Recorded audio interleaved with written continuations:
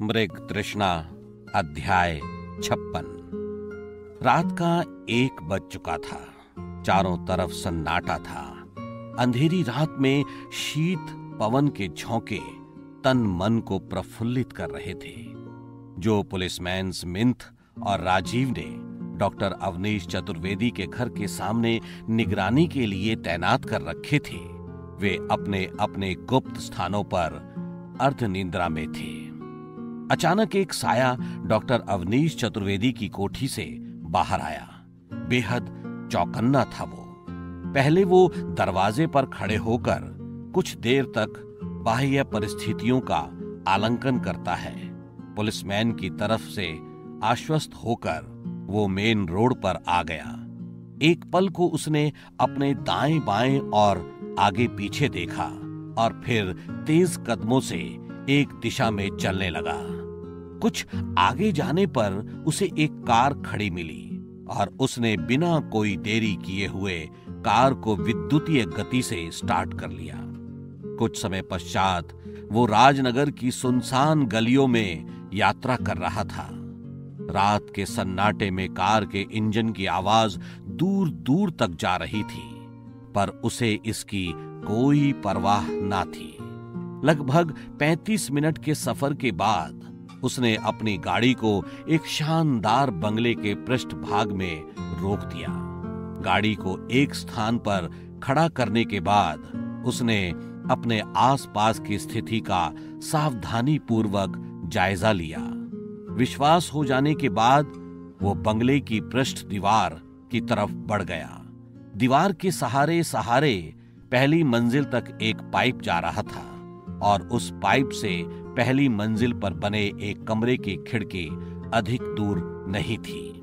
साया उस पाइप के सहारे फुर्ती से ऊपर चढ़ने लगा। उसके चढ़ने की गति और तरीका ऐसा था कि जैसे उसने इस कार्य के लिए वर्षों तक प्रशिक्षण प्राप्त किया हो।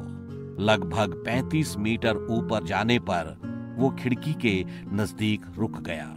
उसने अपने हाथों में एक शीशा काटने वाला यंत्र बरामद किया और फिर तन्मयता से अपने कार्य में व्यस्त हो गया। जब वो इतना शीशा काट चुका था कि एक व्यक्ति आराम से अंदर जा सके, तो उसने बिना कोई आवाज किए हुए शीघ्रता से अंदर छलांग लगा दी। धप धप धप की हल्की सी आवाज के साथ उसने अपने कदमों को फर्श से स्पर्श कराया। कमरे में एक नाइट बल्ब जल रहा था। सामने बिस्तर पर एक सुंदर सी लड़की सो रही थी। उसकी उम्र यही कोई 18-19 वर्ष रही होगी। साया उसकी तरफ बढ़ा। उसके हाथों में एक रुमाल था। उसने रुमाल को उसके चेहरे पर कसकर लगा दिया और अगले ही पल लड़की का बेहोश जिस्म उसके हाथों में झूल गया। उसने एक बार उसे भरपूर नजर से देखा, लेकिन अगले ही पल उसे छोड़कर दूसरे कमरे की तरफ बढ़ गया। दूसरे कमरे में जो शख्स गहरी नींद में सो रहा था, दुनिया उसे एक सम्मानित वकील के रूप में जानती थी और उसका नाम था अजित मेहरा। वो गहरी नींद में सो रहा था। साया पहले तो उसे घृणित निगाहों से देखता रहा। अब उसने अपने चेहरे पर एक नकाब डाल लिया। उसने एक जोरदार ठोकर अपने पैरों से उस व्यक्ति को दी। कौन है? तेरा बाप हूं मैं। कौन हो तुम? अजीत मेहरा ने कड़क कर पूछा। बोला ना, तेरा बाप हूं मैं। तुम कहां से अंदर आए हो और यहां इस तरह आने की तुम्हारी हिम्मत कैसे हुई? दूसरे कमरे की खिड़की से। साया आगे कुछ कहना ही चाहता था कि अजीत मेहरा बोल पड़ा। पर वहां तो मेरी बेटी है। घबराओ नहीं, सुरक्षित है वो। मैंने तुम्हारी बेटी को कुछ नहीं किया।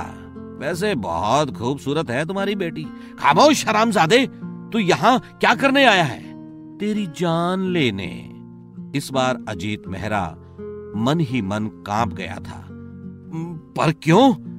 इसलिए क्योंकि तू देशद्रोही है। नहीं, मैं तुमसे किसी ने झूठ कहा है, पर तुम हो कौन? तेरे सभी सवालों का जवाब तुझे मिल जाएगा, पर सबसे पहले तू एक नेक काम कर दे। वो क्या? तेरे पास जितनी भी ISI एजेंट्स के रिकॉर्ड्स हैं ना, वो तू मेरे हवाले कर दे। लेकिन देख, साय ने रिवॉल्वर को खतरनाक ढंग से पकड़ रखा था और उसने कहा, यदि तूने कोई बहाना बनाने का प्रयास किया तो अच्छा नहीं होगा। मैं जानता हूं अजीत मेहरा कि तू ISI का एजेंट है। मेरे साथ मेरा एक साथी भी है और वो जवान और खूबसूरत लड़कियों का दीवाना है। वो दूसरे कमरे में तेरी बेटी के बिस्तर पर ही बैठा हुआ है, केवल मेरे इशारे का इंतजार कर रहा है।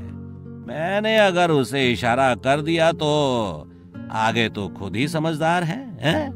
नहीं नहीं नहीं, प्लीज ऐसा मत करना। तो फिर जल्दी कर। अगले ही पल अजीत मेहरा अपने कमरे के बाएं भाग में रखी एक विशाल सेफ के लॉक से छेड़खानी करने लगा। कुछ ही देर में वो कागजों का एक गट्ठर इकट्ठा कर चुका था। उसने वो साय को सौंप दिया। साय ने गट्ठर के कागजों को चेक किया। तत्पश्चात आश्वस्त होने के बाद उसने रिवॉल्वर अजीत मेहरा पर तान दिया। अजीत मेहरा अपनी जान की भीख मांगने लगा, पर शायद साया अपना निर्णय ले चुका था। उसने हिंदी फिल्मों के विलन की तरह डायलॉगबाजी में अपना समय नष्ट नहीं किया और बिना देरी किए हुए अपने लाइसेंस युक्त रिवॉल्वर का ट्रिगर दबा दिया। पिट पिट। तुझे बहुत उत्सुकता होगी ना ये जानने की कि मैं कौन हूं? ले, मरने से पहले मेरा चेहरा भी देखता जा, वरना तेरी आत्मा तुझे कभी माफ नहीं कर पाएगी और हमेशा तड़पती रहेगी। इतना कहकर साय ने नकाब अपने चेहरे से हटा दिया। तुम? लेकिन तुम तो। हाँ, मैं। अब तू ज्यादा चू चपड़ मत कर। तीसरी गोली। पिट। अजीत मेहरा लहराकर जमीन पर गिर पड़ा।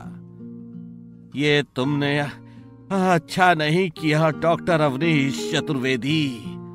अध्याय 56 समाप्त होता है।